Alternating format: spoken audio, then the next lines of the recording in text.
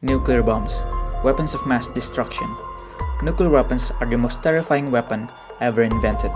No weapon is more destructive, no weapon causes such unspeakable human suffering, and there is no way to control how far the radioactive fallout will spread or how long the effects will last.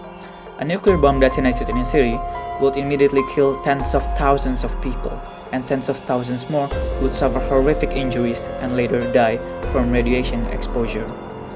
But how does it actually works? Hi, my name is Leonardo Jeremy, and I'm going to explain how nuclear bombs work. According to Wikipedia, a nuclear weapon, also called an atom bomb, nuke, atomic bomb, nuclear warhead, A-bomb, or nuclear bomb, is an explosive device that derives its destructive force from nuclear reactions, either fission or from a combination of fission and fusion reactions. The one using nuclear fission is called atomic bomb. Some of the most famous atomic bombs are Little Boy that hit Hiroshima and Fat Man that hit Nagasaki in 1945.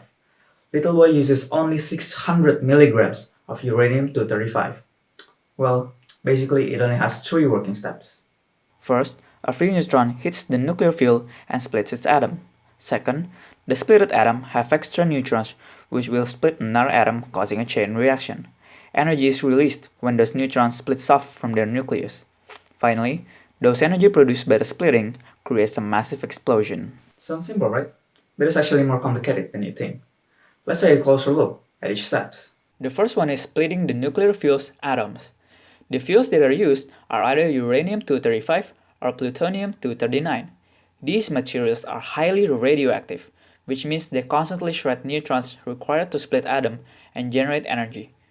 These materials need to be put in a compressed state long enough to make the explosion. When a neutron hits the fuel's atom, for example uranium-235, the atom absorbs the neutron and splits into 2 new atoms, releasing extra neutron and energy. It requires a chemical bomb to initiate the splitting. The second step is the chain reaction. The extra neutrons produced by the splitting of the first atoms collide with other uranium atoms, which will split those atoms, producing more neutrons and more energy. Then, those neutrons will split another atoms, causing a chain reaction. This chain reaction spreads almost instantaneously. Finally, the energy produced by the chain reactions sums up and creates a massive explosion, with a power equivalent to 15,000 tons of TNT. The core of the explosion reaches a temperature of several million degrees Celsius. The other type of nuclear bombs is hydrogen bomb. It uses nuclear fusion to produce energy. The same process also happens in the sun's core. It combines 2 isotopes of hydrogen called deuterium and tritium to create helium. These isotopes have extra neutron in their nuclei compared to natural hydrogen. Because a helium atom has less energy than these 2 isotopes combined, a large amount of energy is released when they fuse together to form helium.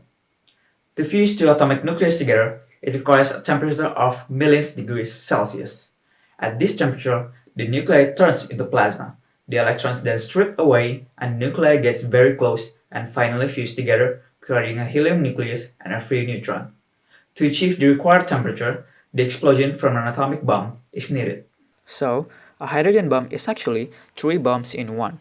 A chemical bomb to initiate the nuclear fission, an atomic bomb to produce the required heat so that the nuclear fusion can work, and the hydrogen bomb itself. And that is how nuclear bombs work. By the way, hydrogen bombs have higher destructive power and greater efficiencies than atomic bombs. My name is Leonardo Jeremy, and thank you for watching.